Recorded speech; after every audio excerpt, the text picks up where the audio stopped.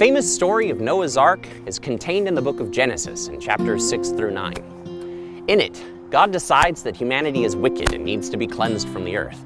So God sends an enormous flood to clean everything out. God spares only one man and his family, Noah, whom God instructs to build an ark and to bring many animals aboard it to protect them from the coming flood. So far, this is familiar territory. Most of us know this much just from living in the culture. But I have one question for you. How many of each type of animal did God instruct Noah to bring on the ark? You may have answered 2, one male and one female. And according to Genesis 6:19, you'd be right. But if you kept reading until Genesis 7:2, you'd find a different answer. There it says, take with you 7 pairs of the clean animals, the male and its mate, 1 pair of the animals that are not clean, the male and its mate, and 7 pairs of the birds of the air, male and female, that their kind might continue to live on the earth. 7 pairs of the clean animals and the birds of the air, 14 of each, not 2. Now, this small discrepancy is often dismissed as insignificant or overlooked entirely. But like a thread that when you pull it, the entire sweater unravels, if we keep examining the flood narrative, the entire thing falls apart.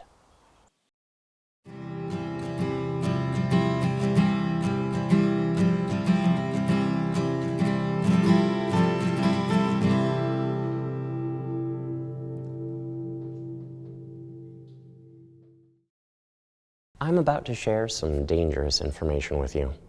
Dangerous as in, this is the stuff they warn future ministers about before they go to seminary. It will ruin your faith, they say, and I can indeed testify that many seminary students find it upsetting. In other words, this is the good stuff. The story of the flood in Genesis contains at least a dozen examples of repetition called doublets. For example, in 6:5 it says, "For the Lord saw that the wickedness of humanity was great in the earth." And then in 6:11, "The earth was corrupt in God's sight, and the earth was filled with violence." After the flood, in chapter 8, verse 21, it says, "I will never again curse the ground because of humankind, for the inclination of the human heart is evil from youth, and I will never again destroy every living thing as I have done." A little while later, in chapter 9, verse 11, it says, "I establish my covenant with you, that never again shall all flesh be cut off by the waters of a flood. Never again shall there be a flood to destroy all the earth." In fact, the entire flood narrative can be combed through in this way. If you take each of these doublets and you separate them out into 2 separate piles, you end up with 2 complete versions of the flood story. What's more, though these versions differ from each other, they're internally consistent. In one story, there is a single pair of each clean animal, and the flood lasts 150 days. In the other version, there are 7 pairs of every clean animal, and the flood lasts 7 and 40 days. What we've learned by poking at the flood story is that at one point there were 2 different versions of the story, but then someone came along and began editing them together, interpolating them so that they created one slightly inconsistent text. The process of editing multiple sources together is called redaction. So what I'm saying is that the flood story probably had 3 authors, 1 for each original version of the story, and the 3rd who redacted them together.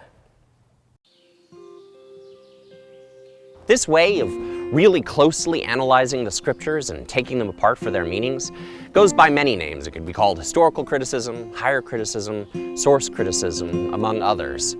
Basically, it's taking the tools of literary criticism, the same tools we would apply to novels, to movies, or even to the writings of Socrates, and applying them to the Bible.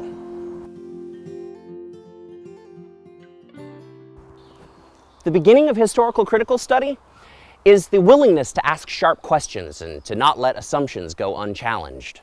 The first assumption to get challenged was that Moses wrote the first 5 books of the Bible, called the Torah. When they began to look at the text for evidence of authorship, what they found were patterns of repetition and contradiction, like in the flood story. And they found places where the vocabulary shifted or the entire tone of a passage was shifted. They began to suspect that there may be multiple authors behind it.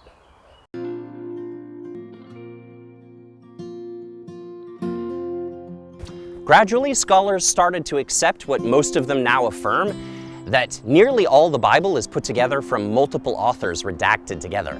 For For example, the documentary hypothesis suggests that the Torah may be composed of 4 different sources woven together like threads in a rug. One way that these sources might fit together looks like this. Every time we dig beneath the surface, we discover the Bible is more complex and diverse than we realized.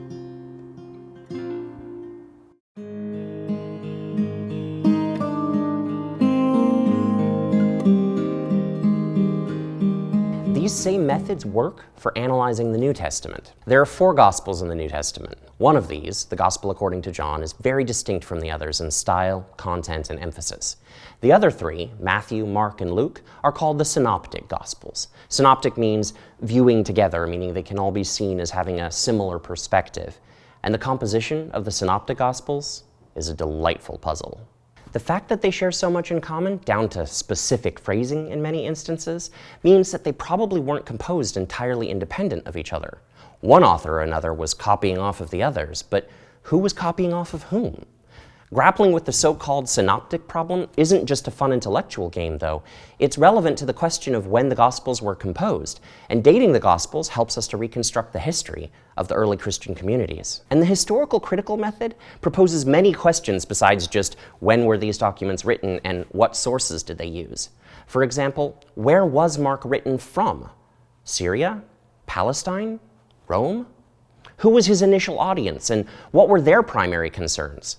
And the more we ask these kinds of questions of different texts in the Bible, the more the distinctive theological emphases of each text becomes apparent. For example, Luke has a distinctive concern for the poor and women, while Matthew uses far more allusions and references to the Hebrew Bible than any other New Testament writer. Questions of authorship can have a significant impact on how much weight we give different portions of the Bible. For example, if an analysis was done of the vocabulary, syntax, and themes of different portions of the letters of Paul, and it revealed that they were not all written by the same person, would that change your opinion of what they mean? Some of the letters of Paul appear to contradict each other.